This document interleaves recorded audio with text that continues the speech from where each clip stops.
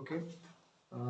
இந்த கேள்வி வந்து நம்மளோட எஃப்டபிள்யூசி 6 டேர்மில் வந்தது 50வது எம்சிக்கு. சரி, இது ஒன்றும் புதுசு இல்லை, பழைய கேள்வி தான். சரி, ஓகே. ஸோ இப்போ இந்த கொஸ்டின் முடிவெளி தடைகள் என்ன இன்ஃபினிட்டி ரெசிஸ்டர்ஸ். ஸோ இப்போ ஸ்கொயர் ஷேப்பில் இருக்கு, சதுர வடிவத்தில் போட்டிருக்காங்க.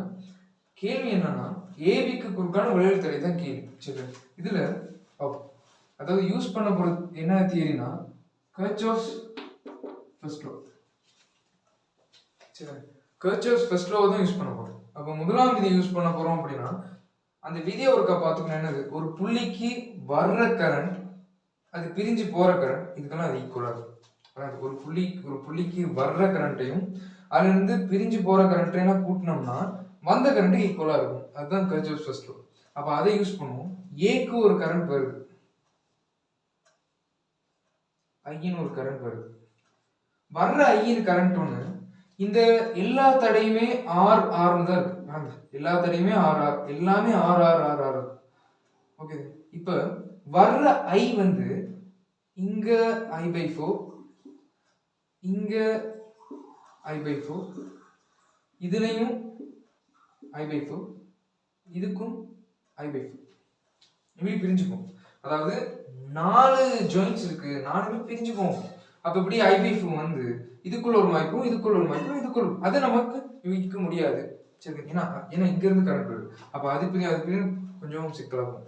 ஸோ அதை விட்டுட்டு ஒரு பாயிண்ட்டுக்கு வருது, இன்னொரு பாயிண்ட்டுக்கு வருது.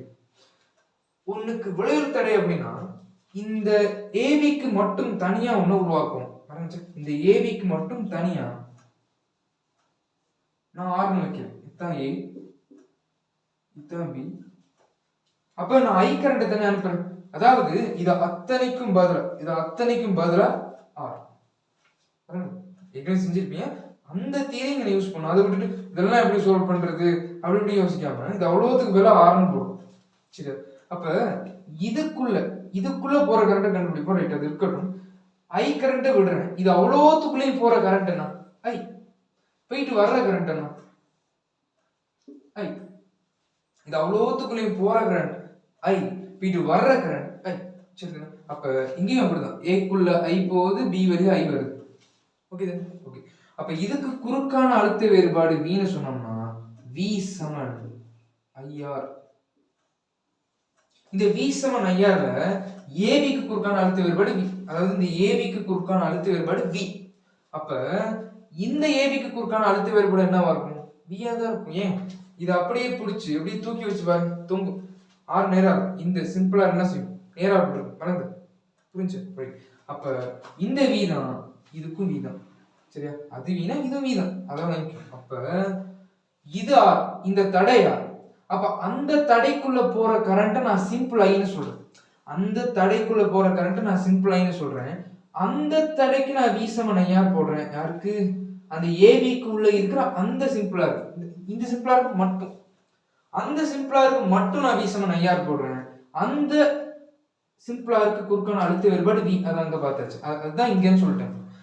உள்ளுக்கு போற கரண்ட் ஐ, அந்த தடை ஆர். இந்த விக்கு பதிலா எழுதலாம் அந்த ஐஆர். சரி, இப்ப நமக்கு இந்த ஆர் தான் கேள்வி. இந்த ஆர்ல கேபிட்டல் ஆர் சிம்பிள் ஆர்ல எடுக்கணும். அப்படின்னா ஐய சிம்பிள் ஐய கேபிட்டல் ஐல காணணும், சிம்பிள் ஐய கேபிட்டல் ஐல காணணும், அவ்வளவு. சரி, இந்த ஒரு ஐடியா இவ்வளவுதான், விஷயம் முடிஞ்சு. அப்ப எப்படி இதுக்கு தனியா கர்ச்சாஃப்ஸ் லா போட்டு பார்த்தோமோ அதே மாதிரி இதுக்கு தனியா போட்டு பார்ப்போம். அதை விட்டுட்டு பிக்கு போடக்குள்ள ரைட் இது வழி I/4 வந்து இப்படி போயிடும், அது வழி I/4 வருது, அதை சொல்ல முடியாது. இதுல I/4 தான் வருமா தெரியாது, விளங்குதா? தெரியாது.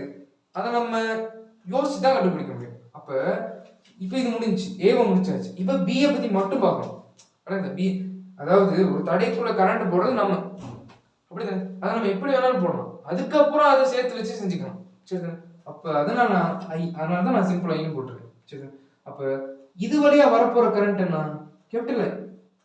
இது வழியா வரப்போற கரண்ட் வந்து கேபிட்டல் ஐ. அப்படின்னா எப்படி இங்கிட்ட I/4 வந்திருக்கும், அங்கிட்டு இருந்த I/4 வந்திருக்கும், இங்கிட்ட இங்கிட்டு இருந்தும் I/4 வந்திருக்கும், அப்புறம் இங்க இருந்தும் I/4 வந்திருக்கும். இந்த சிம்பிள் ஆர் வழியா திருப்பியும் I/4 வந்திருக்கணும்னு நினைச்சுக்கணும். ஏன் இதை மட்டும் தனியா பார்க்குறேன், இதை மட்டும் தனியா பார்க்குறேன். ஆமா தானே, இந்த புள்ளிய மட்டும் தனியா பார்க்குறேன். அதாவது இப்ப இப்படி ஒரு கேள்வி பாருங்க.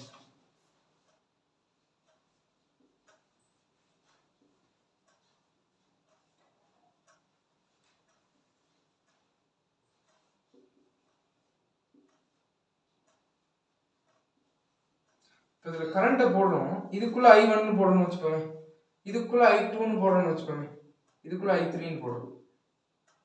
சரி பாருங்க, இது B, இது A. சரி ரெடி, இது Y, இது X. அப்ப இந்த படத்தை நீங்களும் போட்டுக்கங்க, போட்டுட்டு நான் சொல்லுவேன். அப்ப Y ல இருந்து எல்லாமே வர்றாங்க. இதே I1 Yக்கும் போடுவோம், இதே I1 இந்த Xக்கும் போடுவோம். ஏன் முடிஞ்சிச்சு. ஆனா இங்க இந்த கிளம்பி போற I/4 இப்படியே வந்து இது வழியா கிளம்பி போற I/4 என்ன நடக்குதுன்னு தெரியாது. அதே மாதிரி இங்கிட்டு வர I/4 என்ன நடக்குதுன்னு தெரியாது. அதனால இதை தனியா, ஏன்னா அப்படி யோசிக்க முடியாது, ஏன்னா இது முடிவெளி தடை.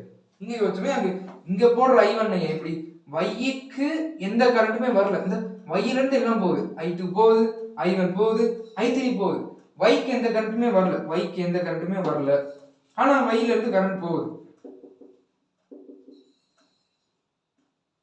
அதே மாதிரி Xக்கு கரண்ட் எல்லா இடத்துலயும் வருது கரண்ட் வருது. இது Y ல, இது X ல. ஆனா X ல இருந்து எந்த கரண்ட்டும் வெளியே போகுது, அது வேற. ஏன்னா இது முடிஞ்சு இவ்வளவுதான். இன்னொன்னு இந்த கரண்ட் கொடுக்கறதே இங்க வருது. நம்ம தான் கரண்ட் அனுப்பணும், நம்ம தான் யோசிக்கணும். முடிவெளி தடை முடிஞ்சிருச்சு. இது முடிவற்ற தடை, முடிவுள்ள தடை தொகுதி. சரிதான், அங்க வேற இங்க வேற. இங்க நம்ம போட்டாச்சு, அது இங்க இருந்து நேரம் இப்படி அனுப்பியாச்சு. இந்த இடம் ஒண்ணும் இல்ல. சரிதான், ஓகே. அப்ப அதனால இங்க ஒரு I/4 வரலாம், இதுல இருந்து ஒரு I/4 வரலாம், இதுல இருந்து ஒரு I/4, இதுல இருந்து ஒரு I/4 வரலாம். இங்க I வருதுன்னா அப்ப இதை மறந்துட்டு யோசிக்கணும். ஓகே, அப்படின்னா இந்த சிம்பிள் I அப்படிங்கிறது, அதாவது அந்த சிம்பிள் I அப்படிங்கிறது ஒரு I/4, இன்னொரு I/4. அப்ப I/4 into plus I/4 plus I/4, so I/2. Okay, I/2. So அதனால இந்த சிம்பிள் ஐக்கு பதிலா என்ன போடலாம், I/2. ஓகே தானே, I/2. ஓகே, அப்ப நம்ம போட்டோம்னா அந்த சிம்பிள் ஐக்கு பதிலா I/2 into R Saman I into capital R. இப்ப I ஐயும் கட்டானா சிம்பிள் R/2 இதான். ஓகே தானே, இதே மாதிரி இதே क्वेश्चन பேப்பர்ல இங்கேயே இங்க B வந்துச்சு. சில வேளை இங்கேயே இங்க B வந்தா என்ன செய்யுது, ஓகே தானே, இங்கேயே அங்க B வந்தா என்ன செய்யுது. உங்களுக்கு தேவைன்னா சொல்லுங்க.